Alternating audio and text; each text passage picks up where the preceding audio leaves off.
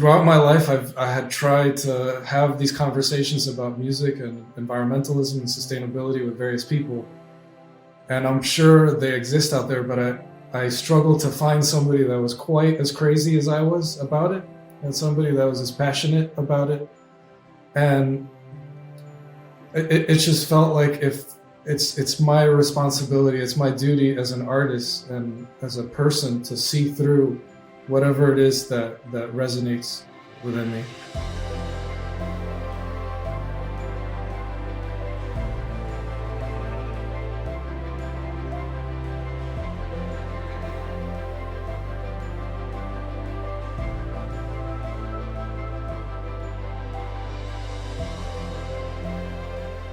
Hello and welcome to Arts Across America. My name is Jason Reynolds and I'm joined by my lovely co-host Jasmine, and we're excited to speak with Fabian Almazan. Today's topic is sustainability in the music industry. Arts Across America continues this spring with a focus on cultural leadership and public healing. Topics include art for healing, decolonization, and art as a catalyst for change. We'll explore artistic contributions from the Black trans theater community, learn about sacrifice zones and the environment, fight for women's rights in the Latinx community, discuss the prison and detention center system, and hear about the importance of indigenous food and health, plus much, much more. We will witness performances and conversations as we join together in healing our country, communities, and ourselves. Jason, I think we have a very exciting series upon us. Let me take a second to tell the folks about you. Jason Reynolds is a Washington, D.C. native, a New York Times best-selling author of novels and poetry for young adults, including track series, Ghost, All American Boys, Miles Morales, Spider-Man, For Everyone, and Long Way Down, which received the Newbery and Printz honor. I appreciate it, but ultimately those awards are just my awards, but you got your own, right? So I want to make sure we shout you out as well. Jasmine Mans, a legendary Black American poet and performance artist from Newark, New Jersey. Her collection of poetry, Black Girl Call Home, published by Penguin Random House, has been named a must-read by Time Magazine, big time, Oprah Magazine, big time, Vulture, Essence, and Marie Claire, just to name a few. Jasmine can also be heard as the voice of Ulta Beauty's Muse campaign honoring Black beauty, and recently filmed a short for Nowness and Pangaya in celebration of Black queerness. Before we begin, we'd like to take a moment to acknowledge that we are standing on the traditional land of the Nacotchtank and Piscataway peoples, past and present, and honor with gratitude the land itself and the people who have been the stewards of this land throughout the generations. We also wish to acknowledge the traditional custodians of the land Fabian is meeting on, the Wajak people of the Perth region. We wish to acknowledge and respect their continuing culture and the contribution they make to the life of that city and that region. We're excited to welcome our artist today, Fabian Almazan, Cuban-American pianist, composer, and environmentalist. Fabian Almazan found his musical roots as a child in Havana. As a performer and band leader, Fabian has developed a personal voice through electric manipulation of the acoustic piano in live and studio settings. Most recently, his electro-acoustic piano approach was featured in director Casey Lemmon's film Harriet. Fabian is the founder and director of Biophilia Records, and has worked diligently to ensure a continued dialogue of awareness concerning music and environmental justice. Fabian, we are so happy to just dialogue with you today. I think my first question is, when did you know that art and activism were profoundly connected? I think the specific moment for me when I realized that both worlds could coexist and they didn't have to be separate was during a tour that I was with Terrence Blanchard through the West Coast. And we just happened to go through the San Diego area and Seattle, both of which have incredible zoos that have conservation efforts.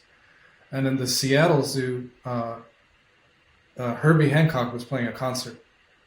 And, it might sound a little on the nose, but just sitting down at this place where all of this science is, all these efforts to protect the environment were occurring. And on top of that, Herbie Hancock, who is a god in the world that I come from. It's just those two things coexisting. And aside from that, I had read books by E.O. Wilson on biophilia, and it just all clicked at that moment. I realized that was the thing that really drove me. It was the follow my bliss moment. Yeah. Yo, Herbie Hancock is a god in all of our worlds. Just saying Yeah. He's everybody's world. Yeah. No, it was incredible because like all the animals were quiet, like the whole concert. There's like a piano intro, and all life forms were listening. Yeah, he's like a real life. He's like Black Saint Francis of Assisi. You know what I mean? He's like let me ask you this, man. Let me ask you this. Why does it matter? I mean, you're a musician, right? And you're around musicians. You spent your life as an artist. And why do you think, or in your words, why does it matter that musicians specifically are thinking about the environment? Well, that's a long answer, but essentially, I strongly feel that culture is what changes things. Essentially, in order to improve everyone's life, there have to be certain policy changes that happen. But in order for that to happen, there's got to be a consensus in society that there is no stigma around talking about the social injustice, the impacts of environmental, the things that are happening in sustainability and that sort of thing. So it's just a matter of having advocates to speak about sustainability in such a way that it's just a part of our lives.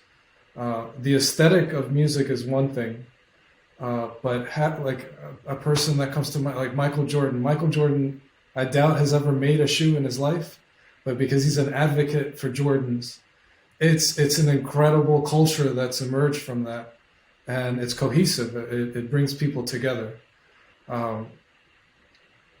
We as musicians, we tap into something very special, very abstract, and very unique that can really move people. And I mean, I don't have an answer to per se, other than I feel things and I want to express them. And I deeply care about not just my generation, but generations to come. And that's the whole idea of biophilia. I started a label called Biophilia Records based on a book that I read by E.O. Wilson. And the term biophilia means an innate attraction or love towards living things, towards life. And I don't think there's much of a difference between a love of art, a love of culture, and a love of life. That's beautiful. I think when I was in college, we talked a lot as writers about the function of propaganda and how to make sure that there was messaging, unique messaging placed in the art that didn't just make it entertainment. And when we did that, then what is the artist representative of? And that was a narrative and a conversation that like I felt myself always having of like, if I am creating something, what do I represent? What does my art represent? What is my responsibility, right? And so can you tell us a little bit about like what you feel your personal function is when in regards to sustainability? The Death of Ivan Eilish is this short story by Leo Tolstoy that really resonates with me. It's essentially about a man that realizes that his whole life is full of regrets, and I just don't want to be on my deathbed knowing that there was something out there that really resonated with me, and I didn't take action. I didn't do something about it. Throughout my life, I had tried to have these conversations about music and environmentalism and sustainability with various people, and I'm sure they exist out there, but I struggled to find somebody that was quite as crazy as I was about it, and somebody that was as passionate about it. And it just felt like if it's my responsibility, it's my duty as an artist and as a person to see through whatever it is that resonates within me. So to answer you more specifically, one of the things that I've done to be more proactive about sustainability in the music industry is through my label Biophilia Records. We developed this thing called a biofolio, which is a substitute for a CD. It's the same dimensions as a CD jewel case, but it's made entirely out of paper. It's a lot more environmentally friendly, and inside of it you have a download code. I actually have one right here, and I was doing the math the other day. Thanks to these, there's I think it was about 25,000 CDs that we didn't build. So this just opens up. It's made out of paper, and it's got a lot of liner notes. And the joke that I always say at gigs, when we play gigs live, is if you don't like it, you can recycle it. But that's something that I feel passionate about. That I want to do something, not just an idea, but to offer some sort of solution. I'm so glad you brought this up, because it actually it sort of segues into my most burning question, and it's I want to preface this by saying it's a tough question, because it's kind of gonna put you a bit in between the rock and the hard place. I'm gonna preface that before I ask you this question, and I guess what the question is all right. So you show this beautiful object that you made that will actually cut down on sort of some of the damage that's being done to the environment, right? You're removing the plastics. And this is sort of the argument that we hear all the time. And it's a fair argument. But the other part of that question is, how do we manage that argument up against convenience? The convenience of the fact that, like, I listen to your music all the time on my phone, right? And because we live in a streaming world now, and we know, I'm sure you know, that streaming is like damaging. Yes. To the environment. It's like super harmful, right? It's more harmful than plastic CDs were, and vinyl records. How do we reconcile it, right? Like, I mean, you're a musician. Your bread and butter, emotionally, sociologically, and financially is dependent upon my cell phone. This thing that's zapping us, right? Maybe not emotionally, right? But economically, for sure, is dependent upon greatly by my cell phone. How do you? Because I don't even know how I reconcile it. Just so you know, I'm stuck, right? How do you reconcile? That's what I was talking about. The policy changes that have to occur. We live in a market society in the United States. It's a capitalist society. So what is gonna move things forward is the quality of the product, or the quality of the art, whatever it is that you're sharing with people. No one's going to do you any favors. It has to be the best that it can possibly be. So that's the first and foremost thing that I would say. And policy-wise, how that has evolved in terms of sustainability is carbon offsets, the carbon market, which is essentially you have individuals and corporations that then pay towards this carbon market, and then the money that they pay then gets invested into companies, for example, forestry companies, that instead of going into a forest and cutting down trees, all of a sudden these trees are considered valuable because they're sequestering the carbon dioxide in the air. So it's kind of the Robin Hood effect. You're completely right in that the consumption of electricity required to stream such a large volume of music does have a toll on the environment. But I will say that the positive sort of future is that we can use renewable energy more and more as time goes by. And the only way that can actually happen is if we as a society, as a culture, engage and vote. Georgia, damn it.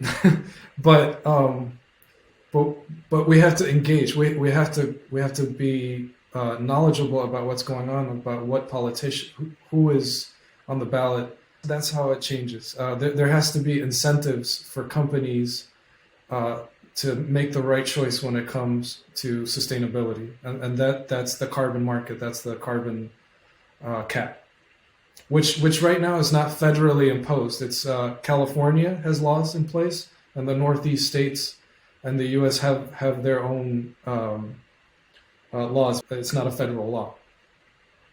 So thank you for putting me in that. I like talking about reality, because I mean, this is not the solution. It's a step towards the solution, but I know this is not the solution. Yeah.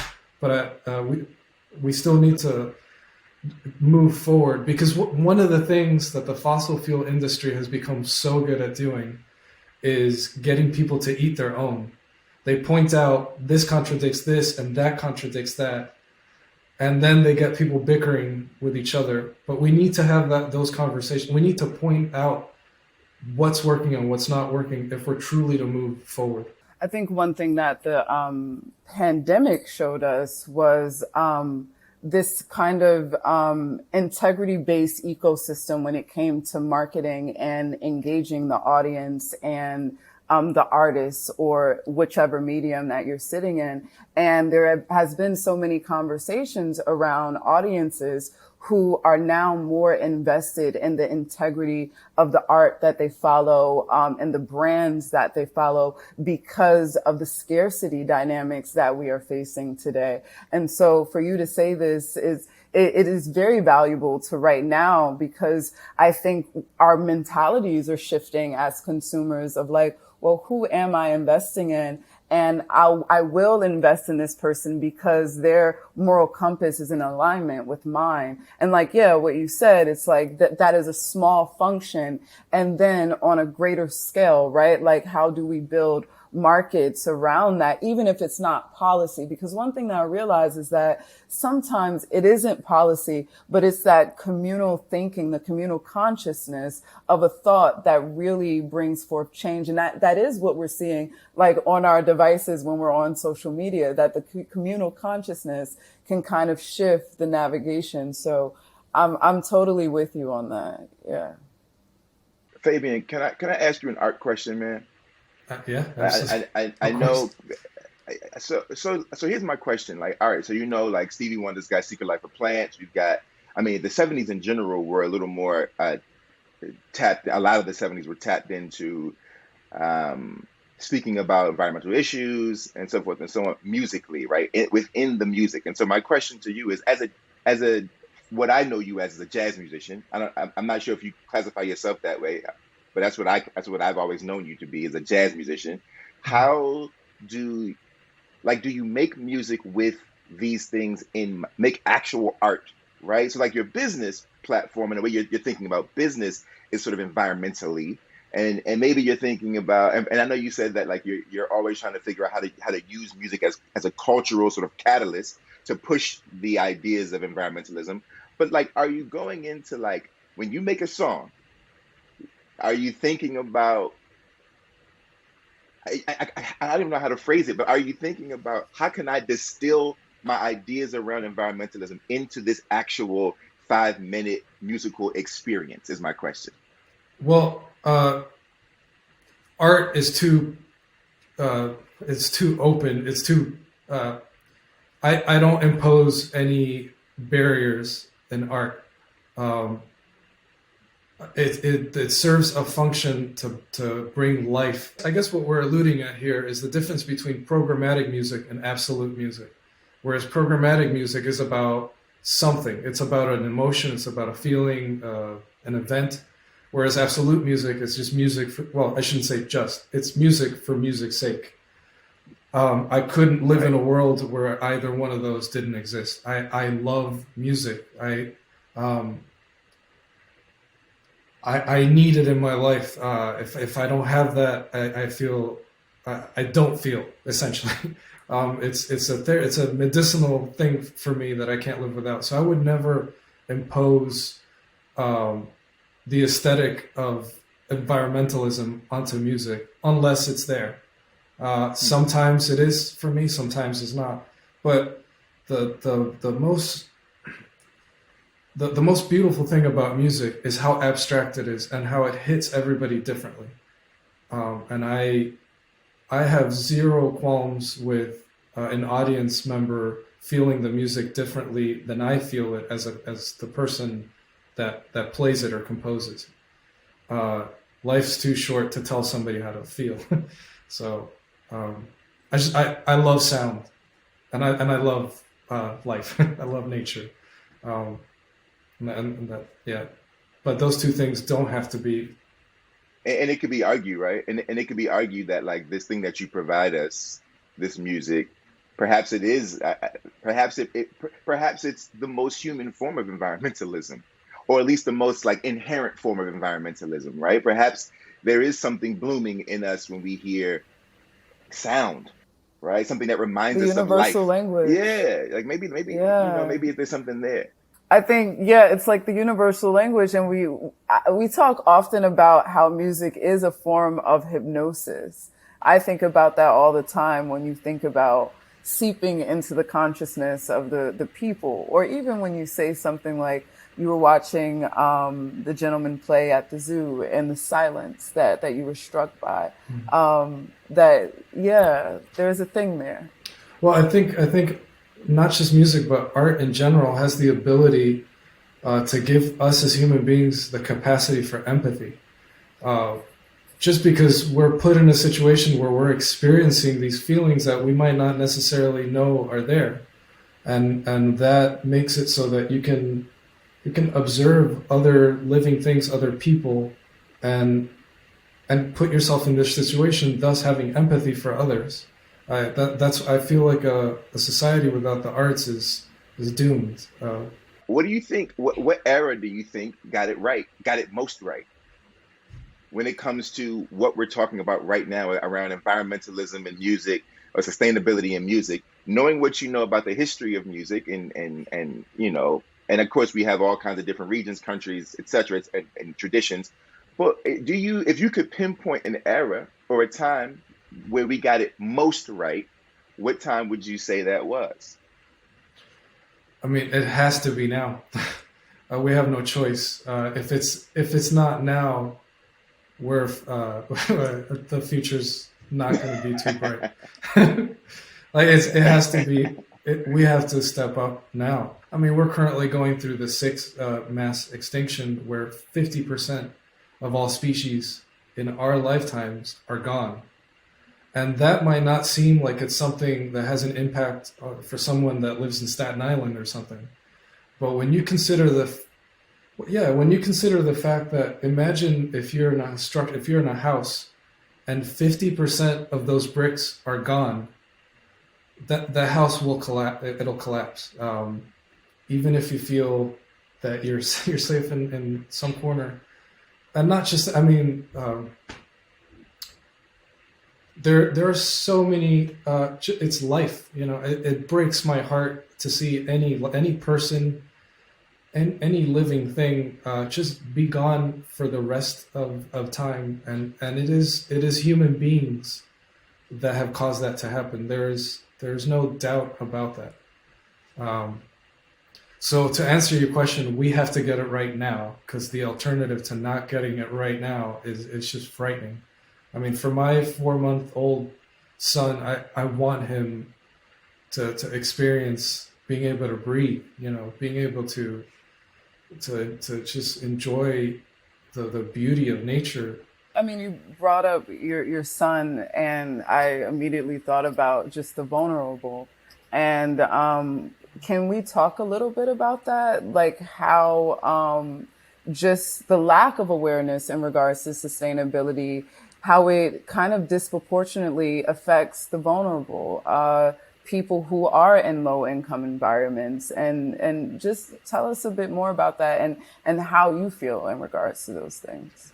Well, it's absolutely heartbreaking, and I don't want to sound too much like a conspiracy theorist, but I whenever you look at it and you step back and you zoom out, the culprit is very clearly the fossil fuel industry.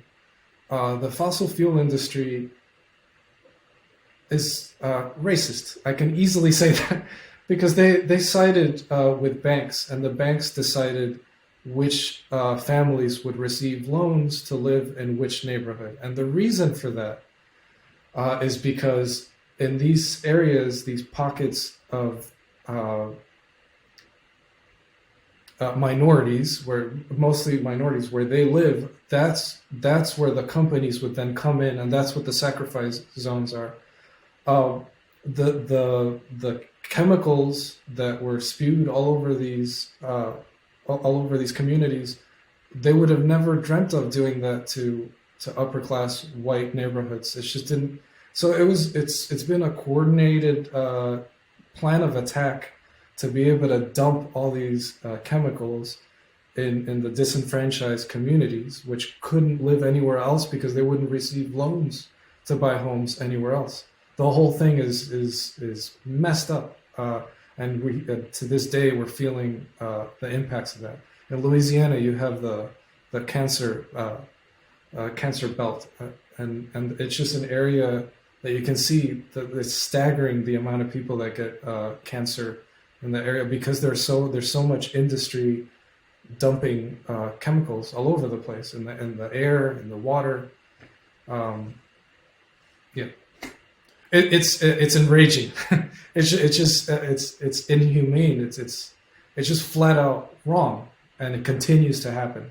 There's this interesting space we're in right now where art is now becoming digital and not governed by banks through things like Bitcoin and NFT. However, that becomes a conversation about mining and digital and technology. But we are in a place, right, where people are anti-bank, and that relinquishes this idea of governance. And do you think that is a helpful method in regards to art, and kind of taking, in regards to art and sustainability, kind of taking power away from banks? Well, I hadn't thought of it in quite those terms, but I think it's always good to let artists be artists and not be governed by some monetary sort of carrot dangled in front of them. As the label owner, an independent label, we have the freedom of just creating music for music's sake. We're not trying to please anyone. To be quite honest, I'm not even trying to please the audience. I'm trying to share these incredible musicians' music because it feels like what I think really benefits society is not giving them what they're asking for. Because I hate to sound pessimistic, but we're living in a very narcissistic era. So I'm not going to do that sort of social media thing where it's designed to give you the McDonald's of art. I'm going to challenge you. I'm going to put you in a position where you have to reflect and you have to experience something that is imaginative, and it requires a little bit more than just, I'm going to work out to this music. Thank you, Fabian, for joining us. It has been a pleasure to chat with you. I feel like I've learned a lot. I'm sure Jason is filled with so many different thoughts. Now we get the opportunity to take a look at some of your work. So here we go.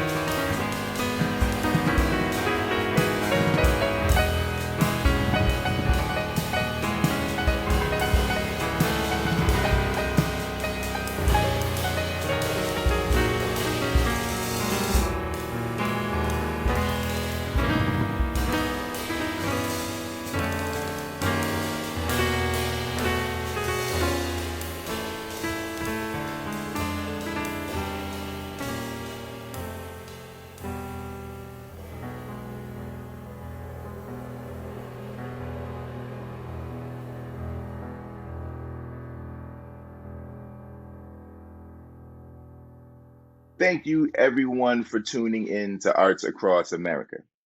Make sure you come back and check us out every other week on YouTube, Facebook, and of course, the Kennedy Center website.